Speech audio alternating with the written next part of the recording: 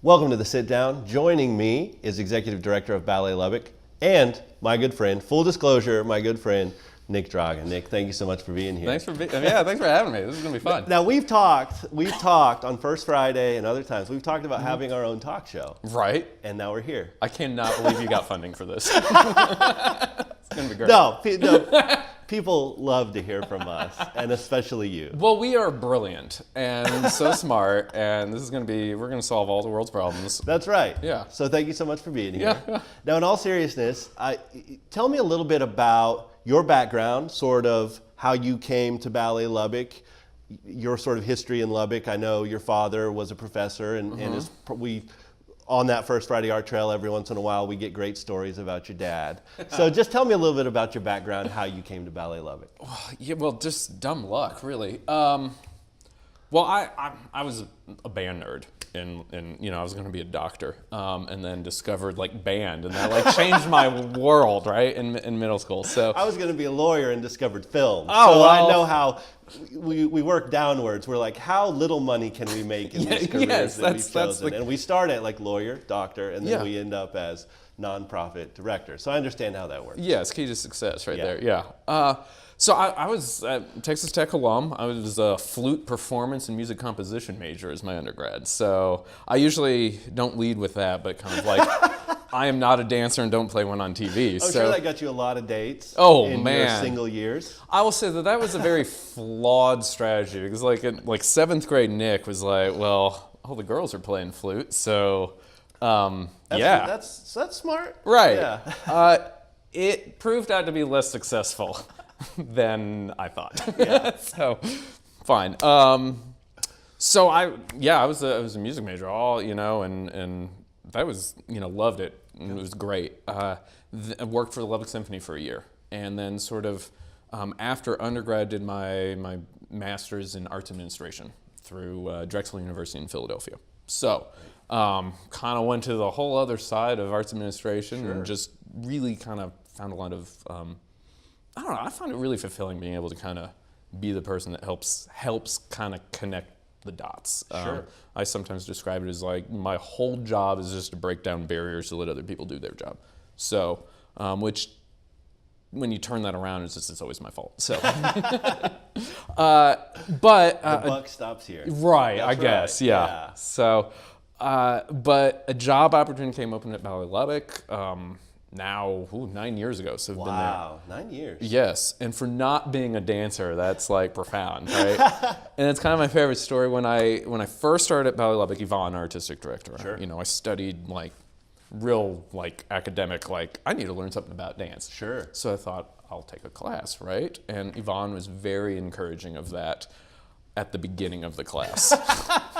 And then afterwards, she says, Nick, you don't need to do that again. You are destroying ballet. Just the art form. It survived hundreds of years until I entered the studio. It is a Nick Dragga. Yes. So dance is for everyone except for Nick. So that's good though. Yeah. It means that's a good relationship, I would imagine, that you and Yvonne have, in the sense that you're not infiltrating her side of the world at all. You don't have any notes. Yeah, none. I do like to kind of go in there and just give notes to the company just for fun. And she always kind of rolls her eyes. But no, I love working with Yvonne because we can bounce ideas off of each other and, yell at each other, and it's great. We kind of respect each other's roles, and it's a nice balance. But I mean, really, we've got a great team at Ballet Lubbock. So that is awesome. Yeah. In 9 years, how have you seen the company grow in those 9 years? What are some of the milestones you've seen along the way? Yeah. You can start with what was it like when you got there? Yeah.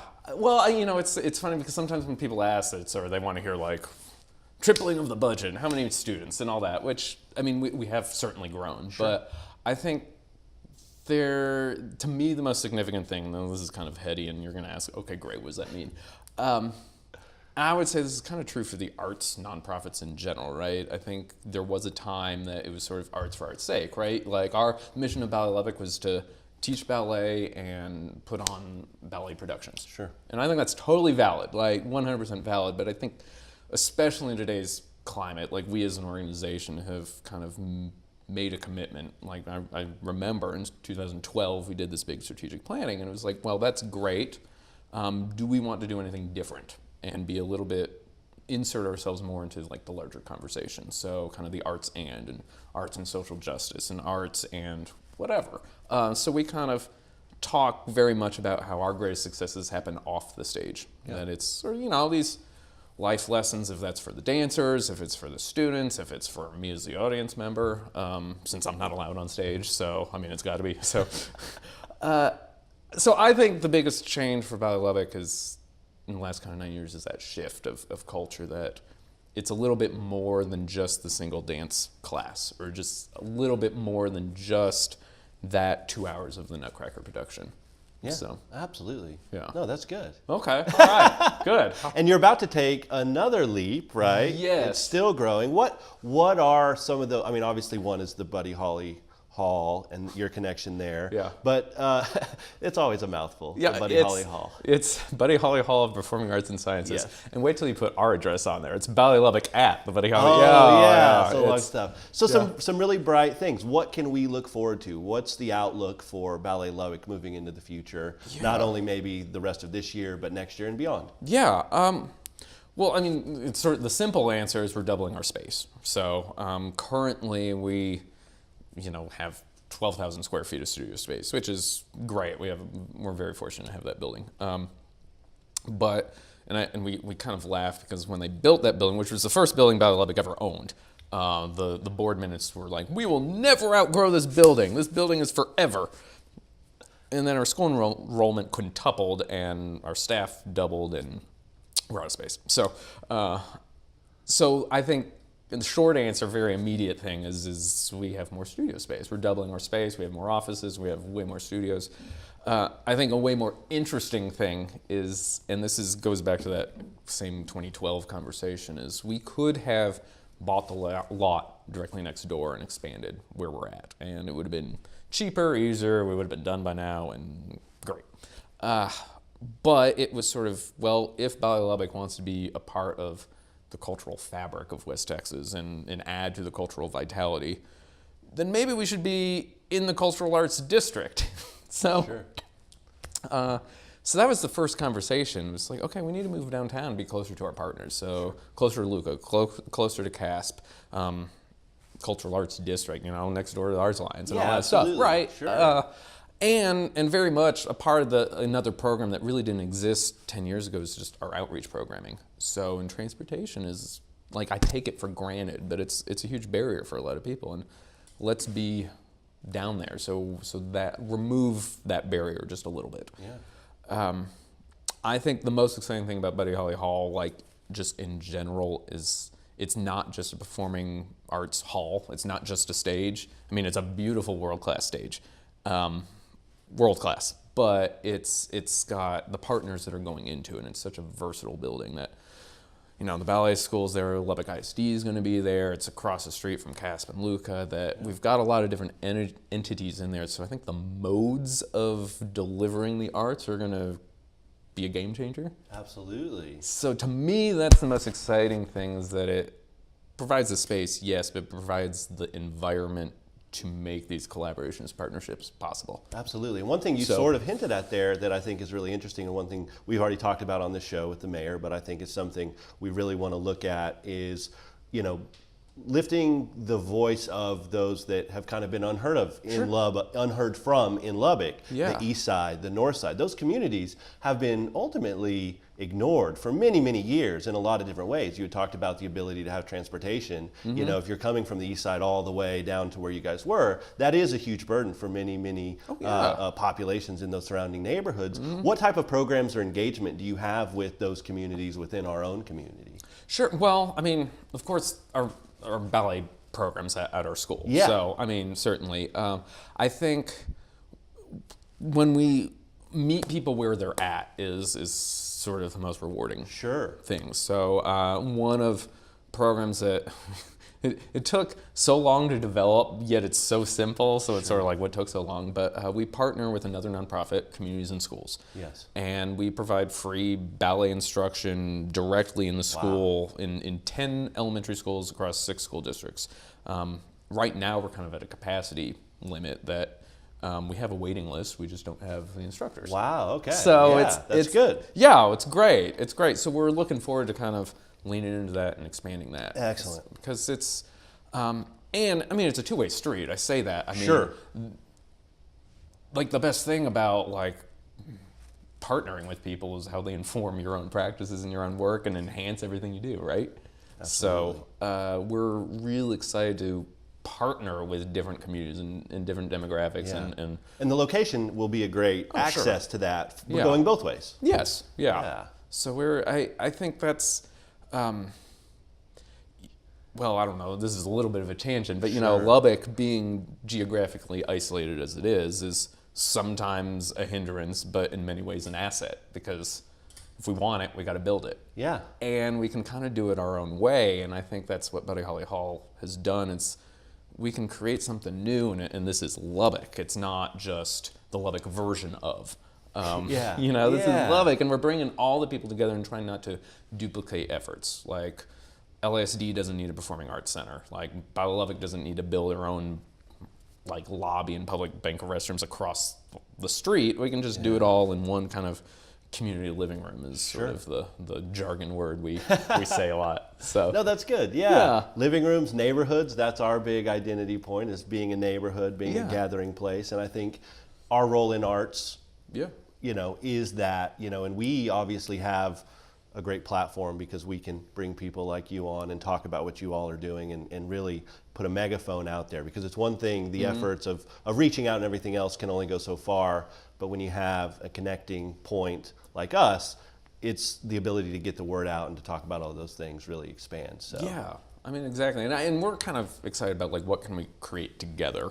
You know, it's not just like, hey, hello community, we have this program, you're welcome. You know, it's sort of I mean, and honestly, that's how our best things have always happened. Sure, it always seems that way. It always comes from, you know, we come up with all these grand plans, we make strategic plans, we plot out what we want to do in the future, and then usually some of our biggest successes are things we've stumbled and fallen into. Right. Not that we don't work really, really hard at what we do, but a lot of times those small successes come from just sort of stumbling into something, meeting someone, making a connection that you didn't see. Yeah, I mean, it's the work, and then all of a sudden it kind of clicks. I mean, I always, back from my, you know, when I was a musician, you know, one of my music composition professors said, oh, you know, creativity is a discipline.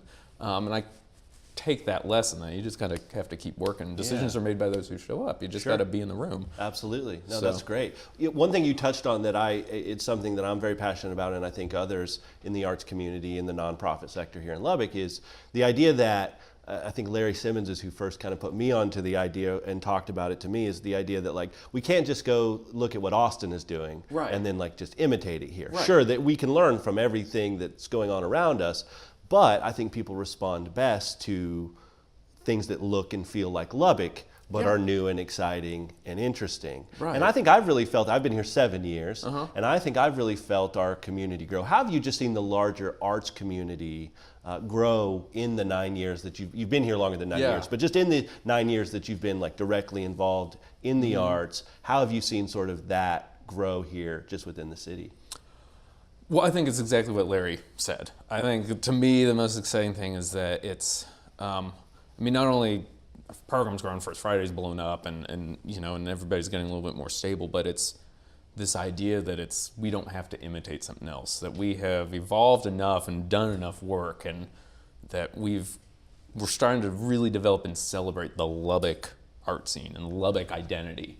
And to me that is exciting. I mean, I tell this story sometimes because it was, when was it? Last May. I don't know. Well, I was at Bass Hall for a performance, and the executive director of a big arts organization came up to me and said, so I hear you're getting a better hall than us. I'm like, well, Bass Hall isn't too shabby, but yes, we're way better. Way better.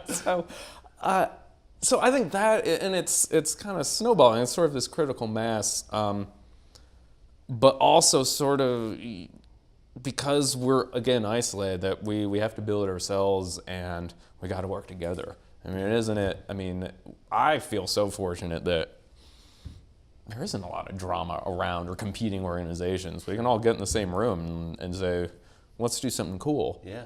And then if that falls apart, then we just make fun of Chad. So it's great. That's Chad Plunkett for anyone watching on TV. Yes. That's the inside joke there. He's the director of cast, the studios, the satellite studios, and everything else done there. Also a good friend of ours, and we love to make fun of Chad. We do, We but have to make sure he sees this, because he's usually just like in a cave hammering on metal. He's not really ever watching television.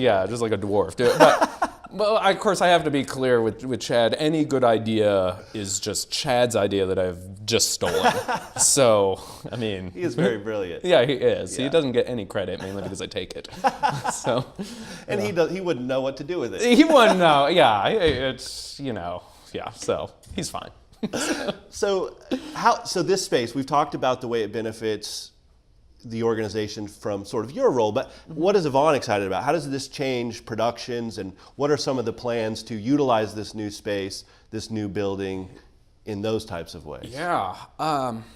Well, I think Yvonne's really excited. Additional studio space. I mean, that's just a real, like, tangible, like, right? And how does this expand your studio space? Like, what are you going from, just far as nuts and bolts sizes? Sure. What's being, sort of added into this new? Well, we're going from 4 studios to 6 studios. Okay. So, I mean, it is a 50% increase, but also what's important about that is the size of the studios are also increasing. So really right now we've got to cap some classes at 12 because, I mean, when you're running around, you can only fit so many people in the studio, right? Yeah. And so since the studios themselves are increasing also by 50%, or in some cases doubling in size, we can just have some of our older classes can actually meet in every single studio that we have. Nice. Versus like right now, the company could never utilize like one of our studios. It was just too small. So I think that's going to allow like just better rehearsal schedules, better class schedules. The hall itself, we've been actually working on a collaboration with the Lubbock Symphony and some of the choirs around town for years. We wanted to do this massive program that involved like 200 performers, and the Civic Center. I mean, it's great for what it is, but just physically could not handle the production. Yeah. So I think that's very much like top of mind. There's not a limit. You can think just as big as you can think, and then it's a matter of raising the money and all that hard stuff. Yeah. But you're no longer just contained in this box, right? You can actually do the things that you can think of. Yeah, and I mean, don't get me wrong, I'm a firm believer in like limitations breed creativity. Sure, and you've done some incredible stuff, just like Click, which we were involved in as far as documenting that process, was just an amazing performance. But anyways, absolutely. And I've been working on my tablecloth skills, don't worry. So it's another inside joke. I'm just going to drop those all the time. So. We're going to have like a little crawl on the show that like explains the inside jokes that you and I, it's like VH1's pop-up video. It'll be our show talking, but then there'll be little pop-ups that like explain the minutia of what's actually being discussed. Yes, because it really is brilliant. Like, it's totally worth clicking on. No one cares. No, I know. Anyway, so that is exciting. The ability to sort of take on those larger things that maybe have sort of not been able to be done. Yes, yeah. So, and I mean, I can't speak too much, but we're kind of, because one, we haven't figured it out, but with LSD, a part of Buddy Holly Hall kind of every day, there's a lot of opportunities, a lot of potential there. With classes during the day or what that might look like. So we're excited about. I mean, I hate to keep saying like, oh, there's opportunity, but at this point that's. And what is the timeline? We're looking at spring of 2020. Okay. So, I mean, we started this conversation in 2012. So wow. But it's like, but it'll also be here before we know it. Sure. Yeah. And then invariably we'll be like, we had 8 years to plan for this, and how are we scrambling? Which always happens. Just because as things change and evolve, there's always new sort of wrinkles put in. Yes. Yeah. So it's, I don't know. I just want to say again, it's a game changer, I think, for so many different things, and especially being located directly across the street from what is, I think, the heart of the Cultural Arts Center and CASP and Luca, and the very cool things that they're doing. That it's sort of there's a lot of synergy there, I think, that can happen. Sure. And I think one thing you had kind of talked about how the First Friday Trail has blown up, and I think there's just something innate in people in this city sometimes, we're kind of pessimistic about our growth, just in the sense that it always feels like someone else is growing, some other city in Texas is evolving and growing, and we're sort of left behind. And I can tell you that that's not the case at all. Like, especially in the last few years, it's just grown and grown and grown. And the first Friday Art Trail, it's funny because like the last, I don't know, 4 or 5 have been huge. I mean, the amount of people coming out has just exploded. It's obnoxious. But wonderful.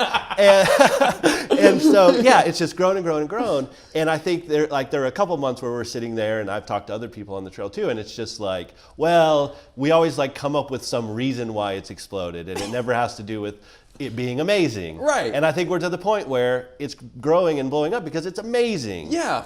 Maybe it's because we're genuinely doing cool things. Yes, and so it's exciting, and it's a very exciting time to be in Lubbock, and you've sort of talked about this, and I think we feel that here, my staff and our production and everyone else, is in the sense of there seems to be a growing recognition of the art scene, the arts community in Lubbock, and also a growing, not that there has been some wonderful patrons for many, many, many, many, many years who have built this up. Yeah. I am not taking credit for anything. I know you're not either. This was built by people who've invested in this community, in this arts community, for decades. Sure. But we've sort of, like you have said, hit some sort of critical mass where the general population now has really come around and gotten behind all of these things that we've done. And you see that, the reason why I talk about the First Friday Art Trail, I think, is because that's where you actually see it. I think, whether it's fundraisers that we do, we see it. So there's these little details that we've seen and milestones we've had. But I think the community at large, where you really see it, is on the art trail. Yeah, well, exactly. And I think I feel like I once did an interview where it's like every 4th word I said was community. So I'm a little sensitive to it. But I think First Friday is that perfect storm of you get to see great art, varied art, weird art, stellar art, right? Yeah. Of all the different mediums, from film to visual to performance, music, and it's all over. You can't avoid it. But the artists are there, so you kind of get to see that, and that kind of community and dynamic, and then ultimately, we always kind of say that, like, what is the ultimate goal of art, right? And what is art? Let's get into that. But Perfect. How much time do we have? But.